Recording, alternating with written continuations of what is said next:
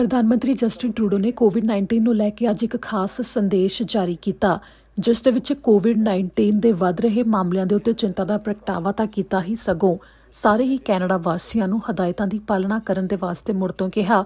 ਇਸ ਦੌਰਾਨ ਪ੍ਰਧਾਨ ਮੰਤਰੀ ਜਸਟਿਨ ਟਰੂਡੋ ਨੇ ਇਹ ਵੀ ਜ਼ਿਕਰ ਕੀਤਾ ਕਿ COVID-19 ਨਾਲ ਸੰਬੰਧਿਤ ਸੈਕੰਡ ਵੇਵ ਆਉਣ ਦੀ ਜੋ ਗੱਲ ਕਹੀ ਜਾ ਰਹੀ ਹੈ, ਕੈਨੇਡਾ ਦੇ ਕਈ ਹਿੱਸਿਆਂ ਦੇ ਵਿੱਚ ਇਸ ਸਮੇਂ COVID-19 ਦੀ ਸੈਕੰਡ ਵੇਵ ਚੱਲ ਰਹੀ ਹੈ, ਜਿਸ ਕਰਕੇ ਵੱਡੀ ਗਿਣਤੀ ਦੇ ਵਿੱਚ COVID-19 ਦੇ ਮਾਮਲੇ ਸਾਹਮਣੇ ਆ ਰਹੇ ਨੇ।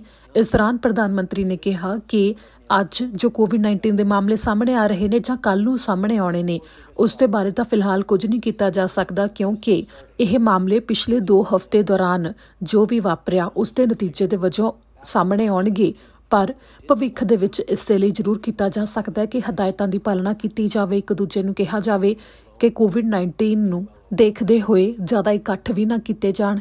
ਤੇ ਇਸ ਦੌਰਾਨ ਪ੍ਰਧਾਨ ਮੰਤਰੀ ਨੇ ਥੈਂਕਸ ਗਿਵਿੰਗ ਦਾ ਵੀ ਜ਼ਿਕਰ ਕਰਦੇ ਹੋਏ ਕਿਹਾ ਕਿ ਥੈਂਕਸ ਗਿਵਿੰਗ ਦੇ ਉੱਤੇ ਇਸ ਵਾਰ ਜ਼ਿਆਦਾ ਗਿਣਤੀ ਦੇ ਵਿੱਚ ਇਕੱਠ ਨਹੀਂ ਹੋ ਪਾਵੇਗਾ, ਕਿਉਂਕਿ COVID-19 ਦੇ ਕਰਕੇ ਵੱਖਰੇ ਸੂਬਿਆਂ ਦੇ ਵਿੱਚ ਇਸ ਸਮੇਂ ਵੱਡੀ ਗਿਣਤੀ 'ਚ ਮਾਮਲੇ ਸਾਹਮਣੇ ਆ ਰਹੇ ਨੇ।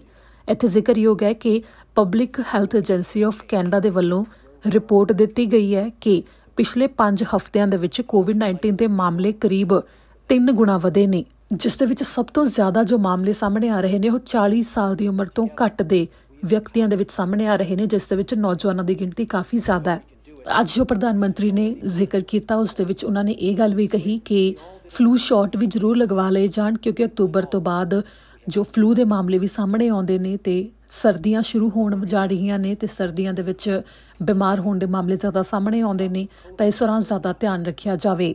ਇੱਥੇ ਜ਼ਿਕਰਯੋਗ ਹੈ ਕਿ ਕੈਨੇਡਾ ਭਰ ਤੋਂ ਪਿਛਲੇ 7 ਦਿਨ ਤੋਂ 1100 ਤੋਂ ਵੀ ਵੱਧ ਮਾਮਲੇ COVID-19 ਦੇ ਲਗਾਤਾਰ ਹਰ ਰੋਜ਼ ਸਾਹਮਣੇ ਆ ਰਹੇ ਨੇ, ਜਦ ਕਿ ਅਗਸਤ ਵਿੱਚ ਇਹ ਔਸਤ 380 ਤੱਕ ਪਹੁੰਚ ਗਈ ਸੀ। ਪਰ ਇਸ ਤੋਂ ਬਾਅਦ ਇੱਕਦਮ ਮਾਮਲਿਆਂ ਦੀ ਗਿਣਤੀ ਦੇ ਵਿੱਚ ਵਾਧਾ ਹੋਇਆ ਹੈ। ਹੁਣ ਤੱਕ ਕੈਨੇਡਾ ਭਰ ਦੇ ਵਿੱਚ COVID-19 ਦੇ 1.5 ਲੱਖ ਤੋਂ ਵੱਧ ਮਾਮਲੇ ਸਾਹਮਣੇ ਆ ਚੁੱਕੇ ਨੇ ਤੇ 9,295 ਹੁਣ ਤੱਕ ਮੌਤਾਂ ਹੋ ਚੁੱਕੀਆਂ ਨੇ। In our 4 biggest provinces, the second wave isn't just starting, it's already underway. The numbers are clear. Back on March 13th, when we went into lockdown, there were 47 new cases of COVID-19.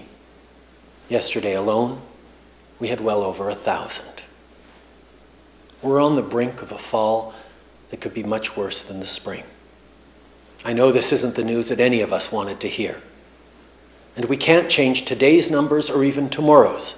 Those were already decided by what we did or didn't do 2 weeks ago. But what we can change is where we are in October and into the winter. It's all too likely we won't be gathering for Thanksgiving, but we still have a shot at Christmas. Together, we have the power to get this second wave under control. I know we can do it because we've already done it once before. In the spring, we all did our part by staying home. And this fall, we have even more tools in the toolbox. People are wearing masks. That's critical, so keep it up. We've got the COVID alert app. Take the teacher who felt fine but who tested positive after the app warned her she'd been exposed. COVID alert meant she went home instead of the classroom. It's a powerful, free tool that's easy to use and protects your privacy. So if you haven't already, download it off the App Store or Google Play. It's one more way to keep ourselves and others safe. Another is to get your flu shot this fall. This is the time for all of us as Canadians to do our part for our country as government does its part for you.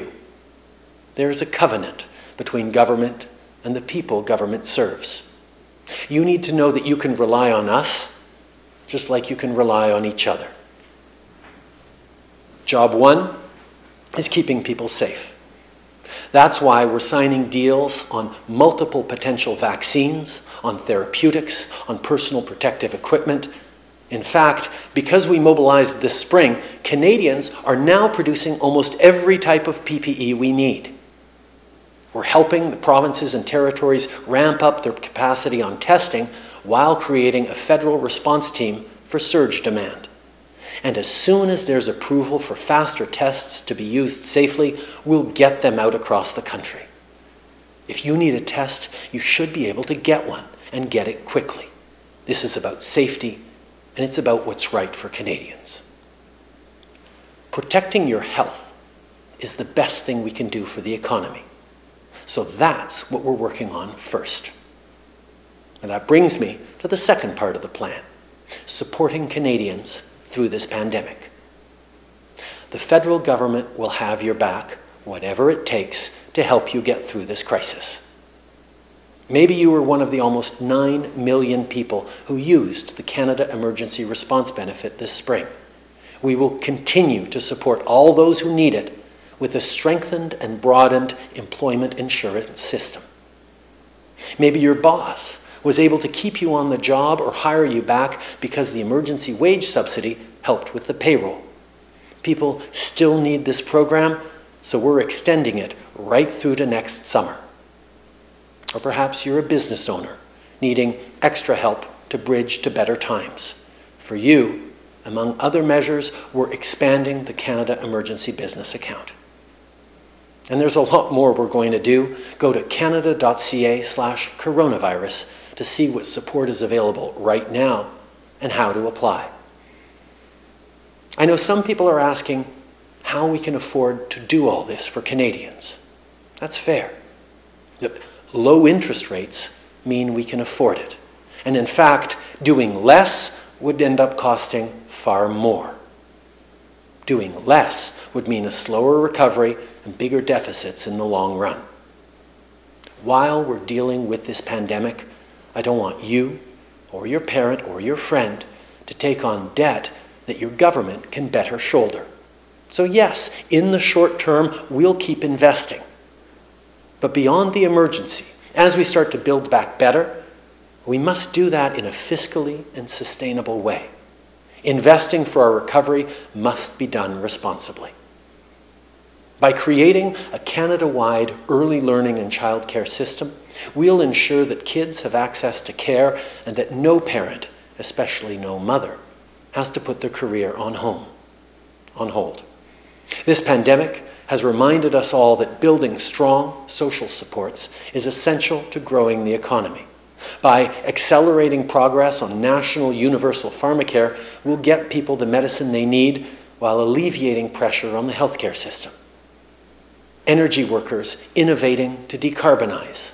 Auto workers building zero-emission vehicles. Engineers and construction workers delivering green retrofits for our homes and buildings. These are some of the people who will create a competitive economy of the future. As we do this work, protecting people's health, supporting Canadians, building back better, we can't forget what it's all for. Making sure that everyone can participate to their full potential. And that's the final part of the plan. As a country, we must keep making progress on reconciliation with Indigenous peoples and on fighting systemic racism. Diversity is not just our strength, it's our competitive edge. This is not the first time our country has been called to stand united and strong. In the face of change, our greatest generation showed us that overcoming crisis isn't easy. They didn't give up, and neither can we. To parents feeling like you can't get your life under control, to kids wondering why mom and dad can't just fix this, to seniors feeling like there's nothing you can do, and thinking about all the things you can't do.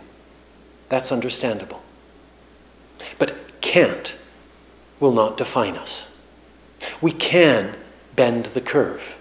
We can build a stronger future. We can define the change. Les Canadiens, on est des gens qui disent « je suis capable ». Dans chaque secteur, aux quatre coins du pays, chacun d'entre nous est enfin en train de faire sa part. L'histoire de cette pandémie, c'est l'histoire de gens qui font des sacrifices, de gens qui travaillent fort chaque jour pour être là les uns pour les autres. Et c'est surtout l'histoire de nos travailleurs de première ligne, des héros, d'un océan à l'autre, qui n'ont jamais hésité, qui n'ont jamais reculé face à ce combat. Vous êtes une source d'inspiration pour nous tous. On est à la croisée des chemins, Et l'avenir est entre nos mains. We're at a crossroads. There are many days to go before we get to the other side of this.